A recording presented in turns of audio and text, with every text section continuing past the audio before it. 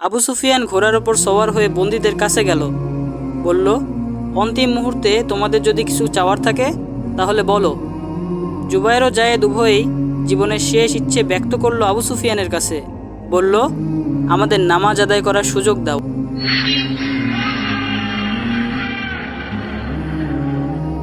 বন্দী দুজনের হাতের বাঁধন খুলে দেওয়া হলো। ধীরে সুস্থে অজু সেরে কিবলার দিকে মুখ করে নামাজে দাঁড়িয়ে গেল দুজনেই। দর্শকদের শোরগোল কমে এলো। সবাই অবাক হয়ে তাকিয়ে রইল বন্দীদের দিকে, কিন্তু এদিকে কোনো ভ্রুক্ষেপ নেই বন্দীদের। তারা একান্ত নিবিষ্ট মনে একাগ্র চিত্রে নামাজ আদায় করছে, পরম প্রশান্তির সাথে। তাদের সেই প্রশান্ত চেহারার কথা আজও খোদাই হয়ে আছে খালিদের অন্তরে। সে সময়টা এমন একটি প্রভাব তার মনের ওপর পড়ে আছে, আজ 4 বছর পরেও তার মনে সেই স্মৃতি অত্যন্ত জীবন্ত হয়ে ভেসে উঠছে। মুসলমানদের দুজনের সেই ত্যাগ ও কুরবানির কথা মনে হতেই ঘোড়ার পিঠে বসেও খালিদের মাথা নত হয়ে এলো। হযরত জুবায়ের বিন আদি ও জায়েদ বিন দিসনাকে দেখে মনে হচ্ছিল এই প্রচণ্ড ভিড়, চিৎকার ও হট্টগোল কিছুই যেন তাদের স্পর্শ করছে না। মৃত্যু সম্পর্কে সম্পূর্ণ নির্ভয়, অত্যন্ত শান্ত মনে তারা নামাজ শেষ করল। নামাজ শেষ করে ওরা আল্লাহর দরবারে দোয়ার জন্য হাত উঠালো। পৃথিবীর কেউ জানল না তারা সেদিন আল্লাহর কাছে কি চেয়েছিল। মৃত্যুর মুখোমুখি দাঁড়িয়ে কি ছিল তাদের শেষ প্রার্থনা? যারা তাদের খুন করার জন্য অপেক্ষা করছিল এবং যারা তাদের রক্ত দেখে উল্লাস করার জন্য সমবেত হয়েছিল, শুধু তারা অবাক বিস্ময়ে দেখল নামাজ শেষে প্রশান্ত মনে তারা উঠে দাঁড়ালো এবং আবারও কাঠের খুঁটির সাথে পিঠ লাগিয়ে চুপচাপ দাঁড়িয়ে গেল। আবু সুফিয়ান উচ্চস্বরে হযরত জুবায়ের ও জায়েদ রাদিয়াল্লাহু আনহুকে উদ্দেশ্য করে বলতে লাগলো, ওরে হতভাগার দল, তোদের ভাগ্য ও তোদের জীবন এখন আমার হাতে। তোরা মুখ দিয়ে শুধু বল, আমরা ইসলাম ত্যাগ করেছি এবং আগের মতো কুরাইশ সম্প্রদায়ে সামিল হয়ে গেলাম। আমরা 360 দেবতাকেই স্বীকার করি। যদি তোরা এই কথা স্বীকার করিস তবে আমি তোদের জীবন ফিরিয়ে দেব, আর যদি তা না করিস তবে মৃত্যুর জন্য তৈরি হয়ে যা। তবে এই কথাও মনে রাখিস, মরতে চাইলেও তোদের মৃত্যু কিন্তু সহজ হবে না। কঠিন পীড়াদায়ক কষ্ট দিয়ে তিলে তিলে মারা হবে তোদের। হযরত জায়েদ বলে উঠলেন, হে বাতিলের পূজারী আবু সুফিয়ান, আমরা অভিশাপ দেই ওই মূর্তির উপর যারা তার উপর বসা মশামাছি বসলেও তাড়াতে পারে না। আমরা অভিশাপ দিই উজ্জা ও হবলের উপর যারা তোমাদের পরজগতে জাহান্নামের আগুনে নিক্ষেপ করবে। আমরা কেবল একমাত্র আল্লাহ সুবহানাহু ওয়া তাআলার ইবাদত করি আর আল্লাহর রাসূল মুহাম্মদ সাল্লাল্লাহু আলাইহি ওয়াসাল্লামকে আমাদের জীবন চলার একমাত্র পথপ্রদর্শক ও নেতা মনে করি। হযরত জায়েদ থামতেই ভেসে এলো হযরত জুবায়েরের কণ্ঠ, আমারও পথ ওই একই ও অভিন্ন পথ যা জায়েদ বলেছে। হে মক্কাবাসীরা, আমরা সত্যর জন্য কুরবানি হতে পারছি, এ আমাদের সৌভাগ্য। আমরা আল্লাহর কাছ থেকে এসেছিলাম, আবার তার কাছেই ফিরে যাচ্ছি। আমরা যেখানে যাচ্ছি সেই জায়গা এখান থেকে অনেক বেশি সুন্দর, অনেক বেশি পবিত্র ও অনেক বেশি মনোরম। আবু সুফিয়ান আদেশ করল, বেঁধে ফেলো এই দুজনকে খুঁটির সাথে। এরা যখন মৃত্যুর মজা চাকতেই বেশি আগ্রহী, আমরা তখন তাদের সেই মজাই দেব। দুজনের হাত পেছনে খুঁটির সাথে শক্ত করে বাঁধা হলো। আবু সুফিয়ান ঘোড়া ফিরিয়ে ভিড়ের দিকে চলে গেল। আবু সুফিয়ান উচ্চস্বরে ভিড় লক্ষ্য করে বলল, উজ্জা ও হবলের শপথ, আমি আমার সম্প্রদায়ের এমন একজন লোককেও দেখলাম না যে সর্দারের মহব্বতে জীবন কুরবানি করতে প্রস্তুত। অথচ দেখো, মুহাম্মাদের অনুসারীরা তার নামের ওপর কেমন অকাতরে নিজের জীবন ও প্রাণ নাজরানা হিসেবে পেশ করছে। হিন্দে একটু দূরে ঘোড়ায় আরোহণ করে দেখছিল এই দৃশ্য।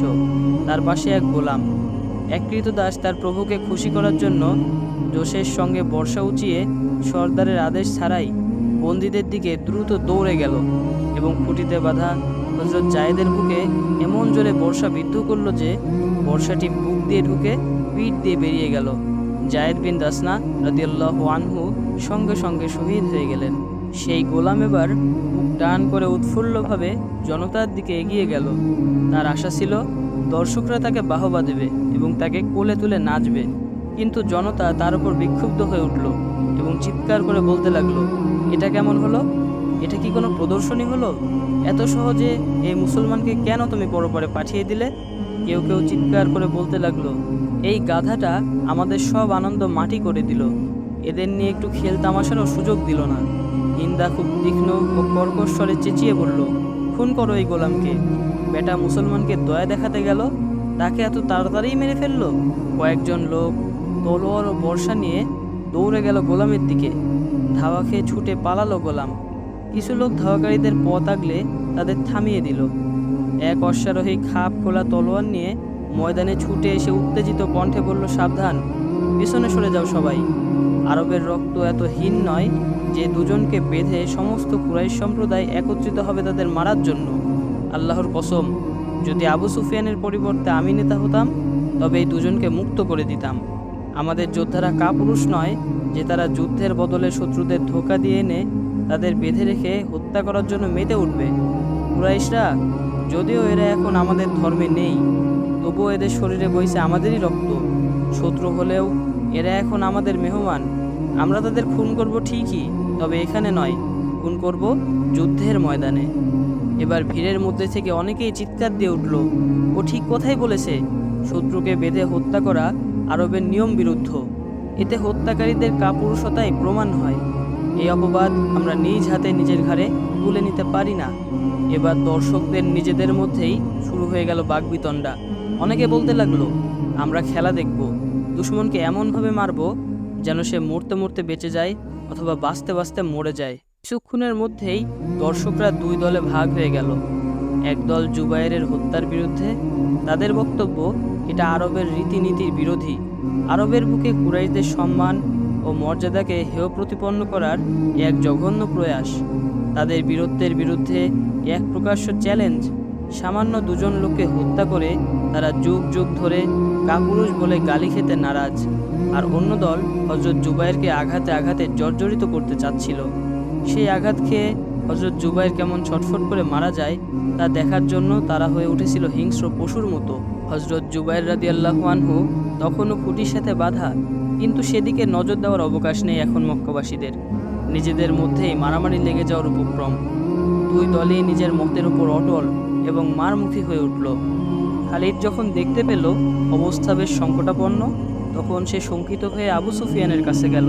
খালিদ বলল, আবু সুফিয়ান, আমি আগেই বলেছিলাম তোমার এই সিদ্ধান্ত আমার মনোভূত নয়।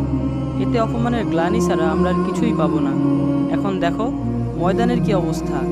তোমার নিজের লোকেরা এখন পরস্পরের রক্তের জন্য উন্মাদ হয়ে উঠেছে। দেখো এই হত্যাকাণ্ডের বিরুদ্ধে কত লোক ধ্বনি প্রতিধ্বনি তুলছে।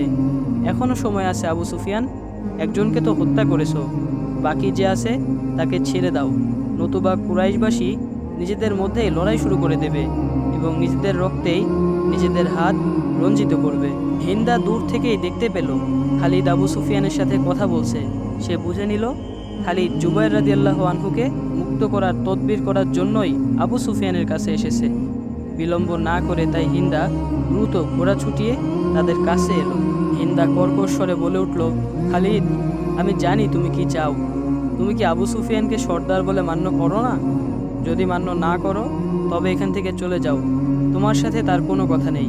আর যদি মান্য করো তবে তিনি যে সিদ্ধান্ত নিয়েছেন তা মেনে নাও, বেয়াদবের মতো বাড়াবাড়ি করো না। আমি যা চিন্তা করেছি তাই হবে, ওদেরকে তুমি বাঁচাতে পারবে না। আবু সুফিয়ান বলল, খালিদ, যদি তুমি মনে করো আমার আদেশ সঠিক নয়, তবুও তুমি আমাকে আমার মর্জি মতো কাজ করতে দাও। এখন যদি আমি আমার আদেশ ফিরিয়ে নেই তবে আমার দুর্বলতা প্রকাশ পাবে।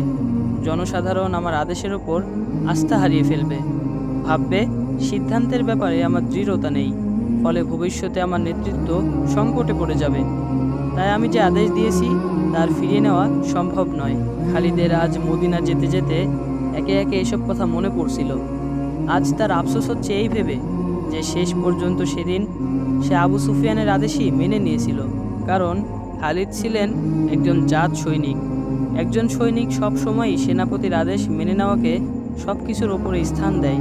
সর্দারের আনুগত্য করাকে সে শৃঙ্খলা রক্ষার জন্য অপরিহার্য বিবেচনা করে।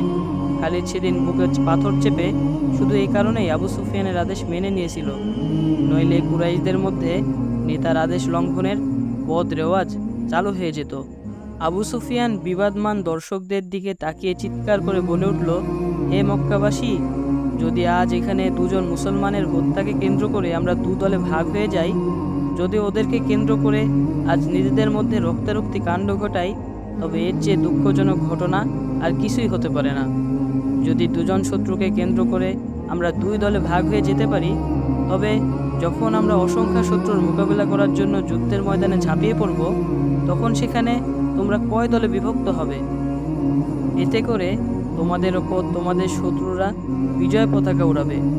এই দলাদলির সময় সেই কথা কি একবারও তোমাদের মনে পড়ল না? যদি তোমরা চাও, তাহলে তোমরা তোমাদের সর্দারের আনুগত্য থেকে ফিরে যেতেই পারো, কিন্তু আমি জানি তার পরিণাম খুবই খারাপ হবে। আমি স্পষ্ট বলে দিচ্ছি, তোমাদের সেই করুণ পরিণতির জন্য আমাকে দায়ী করতে পারবে না। আবু সুফিয়ানের বক্তব্য শুরু হতেই দর্শকরা নিজেদের মধ্যে তর্কাতর্কি বন্ধ করে তার চারপাশে এসে সমবেত হতে লাগলো। নিজেদের জটলা থামিয়ে তারা উদ্গ্রীব হলো আবু সুফিয়ানের বক্তব্য শোনার জন্য। থেমে গেল ভিড়ে চিৎকার চেঁচামেচি। আবু সুফিয়ানের কথা শেষ হলো। খালিদ দেখল মক্কার কয়েকজন সর্দার ঘৃণায় মুখ বিকৃত করে ময়দান থেকে সরে গেল। খালিদও সরে পড়তে চাচ্ছিল, কিন্তু একটা অঘটন ঘটনার আশঙ্কার কারণে ইচ্ছে থাকা সত্ত্বেও সে সরতে পারল না। কারণ আবু সুফিয়ানের এত বক্তৃতার পরেও লোকজন পুরোপুরি শান্ত হয়নি। দেখা গেল ময়দান জুড়ে কানাঘুষা ফিসফাস বেশ জোরে সোরেই চলছে। যে কোনো মুহূর্তে একটি সংঘর্ষ বেঁধে যাওয়ার সম্ভাবনা তখনও শেষ হয়ে যায়নি। সে তার দলের ও গোত্রের লোকদের নিয়ন্ত্রণ করার জন্য তাদের কাছে ছুটে গেল। অনেক বুঝিয়ে শুনিয়ে তাদের সেখান থেকে সরিয়ে নেওয়ার ফলে সেই যাত্রায় কুরাইশরা এক রক্তাক্ত সংঘাত থেকে রেহাই পেয়েছিল।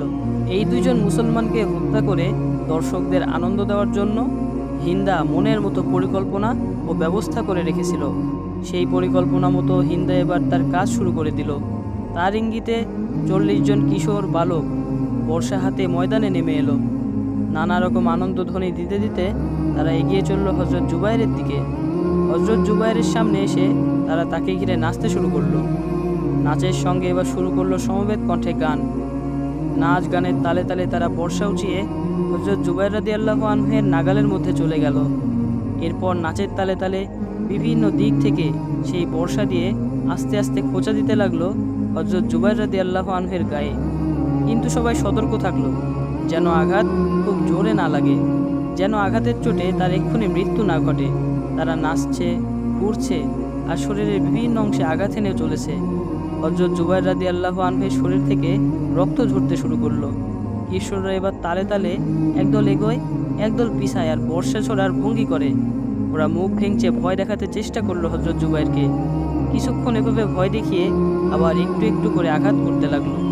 হযরত জুবাইর রাদিয়াল্লাহু আনহু আঘাতের তালে তালে জিকির শুরু করলো, লা ইলাহা ইল্লাল্লাহু মুহাম্মাদুর রাসূলুল্লাহ সাল্লাল্লাহু আলাইহি ওয়াসাল্লাম। ছেলেরা বর্ষা উঁচিয়ে তার উপর আক্রমণ চালিয়ে যেতে লাগলো।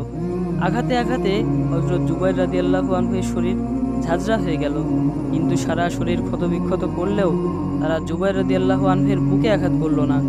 ছেলেরা হযরত জুবাইর রাদিয়াল্লাহু আনহুকে ভ্যাংচালো, খোঁচালো, ভয় দেখালো। দর্শকরা ছেলেদের এই কাণ্ড দেখে কখনো আনন্দধ্বনি দিল, কখনো খিলখিল করে হেসে উঠল, কখনো বা হাততালি দিয়ে তাদের উৎসাহ দিল। ছেলেদের এই খেলা অনেকক্ষণ ধরে চলল। এরপর ছেলেরা তাদের আঘাত আরও জোরদার করল। হযরত জুবাইর রাদিয়াল্লাহু আনহুর কণ্ঠ থেকে প্রতিটি আঘাতের সঙ্গে উচ্চারিত হতে থাকলো আল্লাহু আকবার ও মুহাম্মাদুর রাসূলুল্লাহ সাল্লাল্লাহু আলাইহি ওয়াসাল্লাম ধ্বনি। তার সারা শরীর রক্তে রঞ্জিত হয়ে গেল। দর্শকদের আনন্দধ্বনি চলতে থাকলো বিরতিহীনভাবে। দীর্ঘ সময় ধরে এই খেলা চলার পর আবু জাহেলের ছেলে আকরামা হাতে বর্ষা নিয়ে বালকদের কাছে গেল এবং কিভাবে আঘাত করবে শিখিয়ে দিতে লাগলো। এখন হযরত জুবাইর রাদিয়াল্লাহু আনহুর শরীরে এমন 1 ইঞ্চি জায়গাও নেই যেখানে বর্ষার আঘাতে ঝাঁঝরা হয়নি, এমন 1 চিলতে জায়গাও নেই যেখান থেকে রক্ত ঝরছে না। ছেলেরা তার মুখেও বর্ষা দিয়ে আঘাত করলো এবং সারা মুখ ক্ষতবিক্ষত করে দিল। যখন নেচে গিয়েও বর্ষার আঘাত করতে করতে ছেলেরা ক্লান্ত হয়ে পড়ল, তখন আকরামা তাদের সেখান থেকে সরিয়ে দিল। জুবাইর রাদিয়াল্লাহু আনহুর সারা দেহ রক্তে রঞ্জিত, কিন্তু তিনি তখনও জীবিত। ছেলেরা সরিয়ে পড়ায় এখন কেউ তাকে আঘাত করছে না। তিনি আস্তে আস্তে চোখ খুললেন এবং চারিদিকে তাকালেন। দেখলেন বর্ষা হাতে আকরামা তার সামনে দাঁড়িয়ে আছে। তিনি আল্লাহর নামে জিকির করতে থাকলেন। আকরামা ধীরে সুস্থে জুবাইর রাদিয়াল্লাহু আনহুর মুখ লক্ষ্য করে বর্ষার নিশানা করল। তারপর সহসা প্রচণ্ড শক্তি নিয়ে আঘাত করল হযরত হজরত জুবাইর রাদিয়াল্লাহু আনহুর বুকে। সেই বর্ষা হজরত জুবাইর রাদিয়াল্লাহু আনহুর বুক এফোর ওফোর করে দিল। শহীদ হয়ে গেলেন হজরত জুবাইর রাদিয়াল্লাহু আনহু। হিন্দা ঝাঁঝালো কণ্ঠে ঘোষণা করল, এদের লাশ এভাবেই বাঁধা থাক। যতদিন লাশ পচে গলে নিঃশেষ না হয়ে যাবে ততদিন এখানেই থাকবে এদের লাশ। দর্শকরা দেখতে পাবে আমাদের সাথে দুশমনি করার পরিণাম।